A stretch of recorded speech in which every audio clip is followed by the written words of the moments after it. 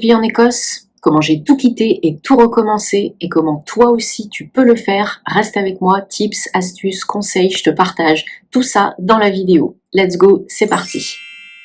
Si tu rêves de changer de vie, de t'installer en Écosse, de vivre dans un cadre plus cool, plus calme, plus authentique, plus généreux, plus inspirant, eh bien reste ici, ça va t'intéresser. Je m'appelle Carole, je suis française, il y a 5 ans, j'ai tout quitté pour venir m'installer dans mon pays de cœur, l'Écosse. J'ai quitté ma famille, mes amis, mon job, mon pays, la totale. Et tu sais quoi, je pensais que ça allait être super compliqué. Pas tant que ça. Je vais t'expliquer tout étape par étape comment toi aussi tu peux y arriver, réaliser ton rêve, vivre ta vie préférée et ne pas avoir de regrets. Pourquoi l'Écosse ?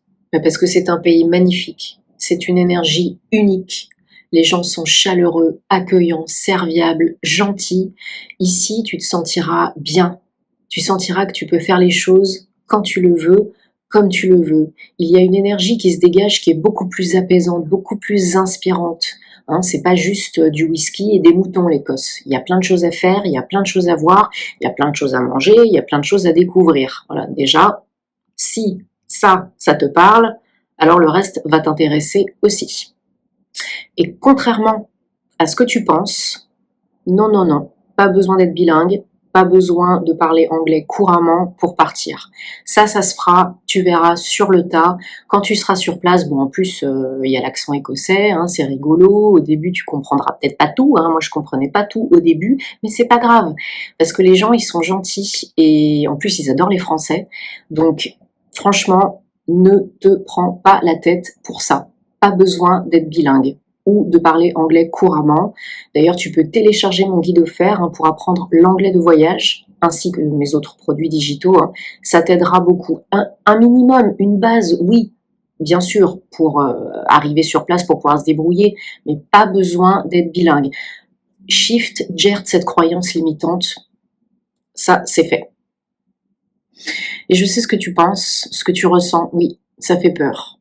Oui, ça fait peur, le changement ça fait peur, mais il n'y a que le changement qui ne change pas. Peur de se retrouver tout seul, dans un autre pays, avec une autre langue, peur de regretter, peur de ne pas trouver chaussure à son pied, de ne pas faire ce qu'on a envie de faire. C'est normal, c'est humain, mais pose-toi cette question-là. Est-ce que si tu ne le fais pas, tu vas regretter ? Est-ce que si tu le fais, ça te rapproche du bonheur ? Est-ce que ça parle vraiment à ton cœur ? Si la réponse est oui, alors tu sais quoi faire. Parce que le cœur ne ment jamais. Moi aussi, j'ai eu peur au début. J'ai eu peur avant, j'ai eu peur pendant. Je me suis retrouvée en pleine période, quand je suis arrivée ici, de pandémie. J'étais toute seule. Je pouvais pas sortir, je pouvais pas socialiser, aller me balader dans les clubs, les bars, les pubs, etc. Et j'avais peur de me planter. Et je me disais, et si, mais au fond de moi, dans mes tripes, dans mon cœur, vraiment, c'était plus fort que tout. Il fallait que j'essaye, il fallait que je tente, il fallait que je le fasse. Et je sais que toi aussi, tu peux le faire. Parce que si je l'ai fait, tu peux le faire aussi. C'est une question d'organisation. C'est une question de savoir ce qu'on veut vraiment et de ne pas avoir de regrets plus tard. Tout est possible, ne l'oublie pas. Et honnêtement, la peur, c'est 3-4 secondes avant. Une fois que tu es en marche, une fois que tu as appuyé sur la pédale, la première, que ça roule, entre guillemets, que tu organises ton truc, que tu es dans ton truc, en train de planifier, d'acter, de préparer, de faire, la peur, elle s'en va. Parce que tu focalises sur ton rêve, sur ce que tu es en train de faire, sur le moment présent. Et c'est ça qui t'aide à rester calme. Donc c'est important de rester sur le moment présent. Allez, on va voir ensemble 5 étapes importantes, cruciales pour bien préparer, organiser, clarifier ta vision et ta préparation, ton organisation, pour changer de vie. Premièrement, clarifie tes intentions, ton objectif. Pourquoi est-ce que tu veux partir en Écosse ? Pourquoi est-ce que tu veux changer de vie ? Est-ce que tu veux fuir ? Ou est-ce que tu veux construire ? Ça, c'est très important parce que quand on fuit, les problèmes, on les emmène avec soi. C'est toujours le cas. Tu dois avoir une idée de ce que tu as envie de vivre, d'implémenter, d'acter, de construire, de découvrir, d'expérimenter. Ça ne doit pas venir d'un sentiment de peur, ça doit venir de ton cœur. pas de ton mental non plus. Tu dois vraiment écouter la petite voix à l'intérieur de toi et tu sais au fond ce que tu veux vraiment et ce que tu ne veux pas et si c'est juste ou non. Il faut juste s'écouter, rester dans l'instant présent et écouter ton cœur. Et voilà, fuir, je te conseille pas, c'est jamais une bonne solution. Ça ne te mènera pas très loin et tu risques de rentrer très tôt ou d'être déçu, de ne pas vivre l'expérience à 100% et ce serait très dommage. Étape 2, l'anglais. Alors qu'on se le dise, comme je l'ai dit tout à l'heure, pas besoin d'être bilingue, pas besoin de parler anglais couramment. Ok, ça c'est clair. Mais quand même un minimum. Donc, prépare-toi un petit peu à l'avance, téléchargement guide offert, mes produits digitaux, mes formations, voilà, pour apprendre l'anglais de voyage, pour pouvoir te débrouiller simplement et rapidement sur place. Un conseil que je te donne, que la plupart des gens ne font pas, donc ils parlent pas bien anglais au final, ou ils comprennent pas bien, c'est de ne pas s'immerger. Surtout avant une expatriation, un déménagement, une installation ou même un voyage, bien sûr, moi c'est ce que j'ai toujours fait, on s'immerge dans la langue et dans la culture. Parce que déjà, c'est hyper intéressant, c'est hyper sympathique à faire. Et si tu veux avoir un petit peu moins peur et avoir une difficulté en moins, vas-y quoi. Donc, un petit peu tous les jours, 10-15 minutes par jour, tu écoutes des podcasts en anglais. Tu regardes des vidéos, des séries en anglais avec les sous-titres dans un premier temps, puis ensuite tu essayes d'enlever les sous-titres. Tu essayes de converser sur des chats, sur Internet, maintenant il y a tellement de moyens possibles et inimaginables, avec des personnes qui sont déjà sur place, ou des étrangers qui parlent anglais, qui sont, si possible des Écossais, c'est encore mieux, qui sont peut-être dans les clubs d'étrangers dans les alentours, près de chez toi. Voilà, renseigne les groupes Facebook, peu importe. Immerge-toi dans la langue et la culture, parce que à force d'entendre les sons, les mots, l'intonation, à force de voir aussi les mots, les phrases, la construction, pas besoin de la grammaire au début forcément pour se faire comprendre, et à force de toi de pratiquer de ce qu'on appelle le shadowing, de l'effet miroir, de répéter, tu vas voir que ça va être beaucoup, beaucoup plus simple. Alors je te parle pas des apps type Duolingo, les trucs comme ça, qui t'apprennent du vocabulaire, c'est sympa, c'est ludique, bon ok d'accord, ça peut aider. Mais non, là c'est l'immersion totale, quasi totale, avant d'être sur place. Et crois-moi que ça va jouer une réelle différence, un gros gain de temps et ça va être un gros avantage pour toi quand tu vas te retrouver sur place et que tu vas déjà pouvoir comprendre ce qui se passe autour de toi et pouvoir te débrouiller quoi, un minimum. Donc comme je te l'ai dit, j'ai créé plusieurs produits digitaux spécialement anglais de voyage avec toutes les mises en situation les plus importantes, il y en a quand même pas mal, il y en a quasiment une trentaine, que ce soit à la banque, à l'aéroport, au salon de beauté, pour louer un appartement, pour dans l'avion, pour les douanes, il y a tout. Il y a du vocabulaire et des expressions. Il y a des audios et des écrits. Entraîne-toi, entraîne-toi, entraîne-toi. 10-15 minutes par jour, au moins 15 jours, 3 semaines, 1 mois, si tu peux avant de partir. C'est un minimum, c'est la base. Donc tous mes liens en barre d'infos, sous la vidéo et sur mes autres réseaux sociaux. Étape numéro 3, le logement. Alors bon, n'ayons pas la folie des grandeurs dès le départ. On essaye de trouver un joli petit studio, une colocation. Ça, c'est aussi très bien si tu veux t'immerger encore plus vite, parler, encore mieux si c'est avec un Écossais, une Écossaise, et tu peux partager les dépenses, c'est cool. Si t'as pas envie d'une colocation, il y a alors ça me fait penser, voilà, après, si t'as pas envie d'être dans une colocation, tu prends un petit appart, un studio, un T1, voilà. Alors bien sûr, tout dépend où tu te trouves. Si tu es à Édimbourg, ça va être beaucoup plus cher, forcément. Par contre, c'est tout à fait trouvable, abordable dans plein de villes en Écosse, que ce soit dans des villes un petit peu plus reculées, un petit peu plus centrales, comme Aberdeen, par exemple.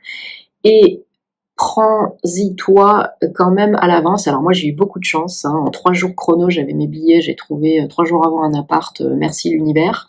Ça peut t'arriver aussi la même chose, hein, mais je te conseille de t'y prendre quand même, de commencer quand même à regarder déjà 1 mois à l'avance, hein, si tu peux, de contacter, que ce soit des particuliers ou des agences immobilières. Donc il y a un site ici qui est très bien pour ça, par exemple pour les particuliers, c'est Gumtree. Mais il y a aussi plein d'agences qui sont sur Gumtree, hein.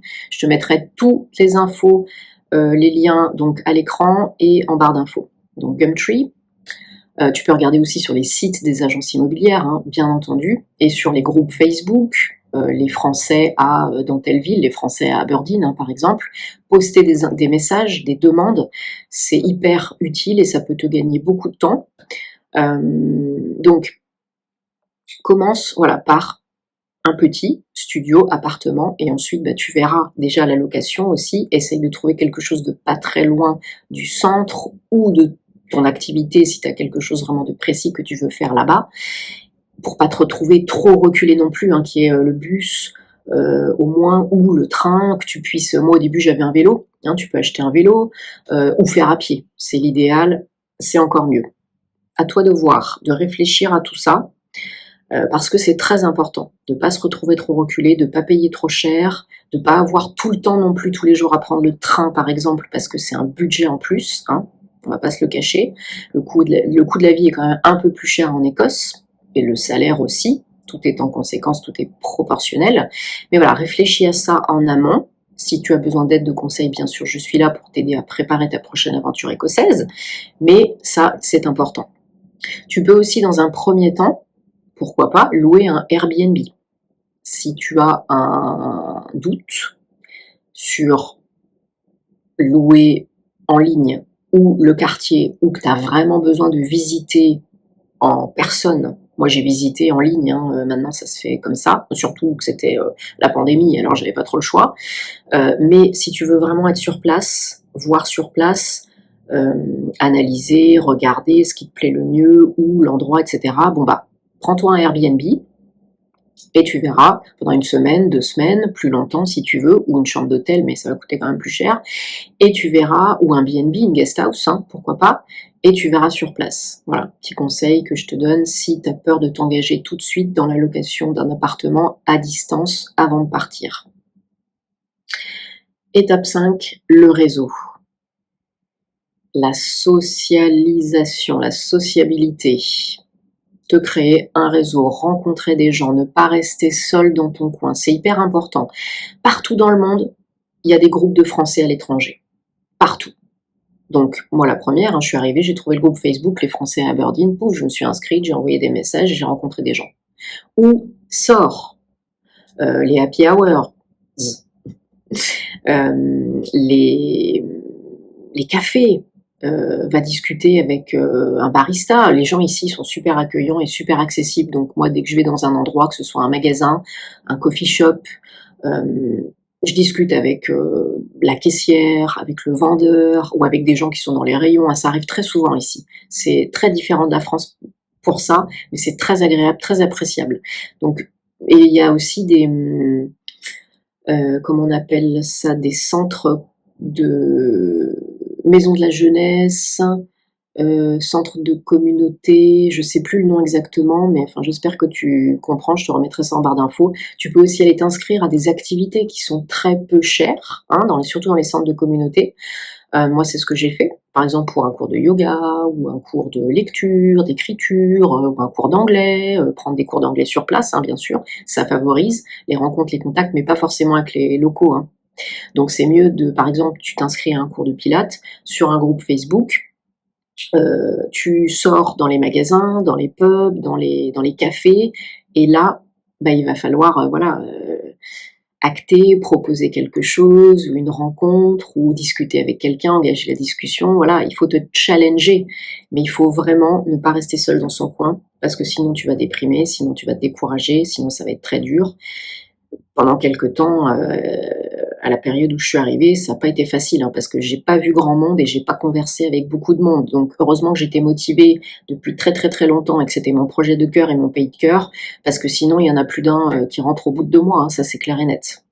Le réseau. Le conseil bonus que je te donne, simplifie, puis saute à pieds joints dans le vide.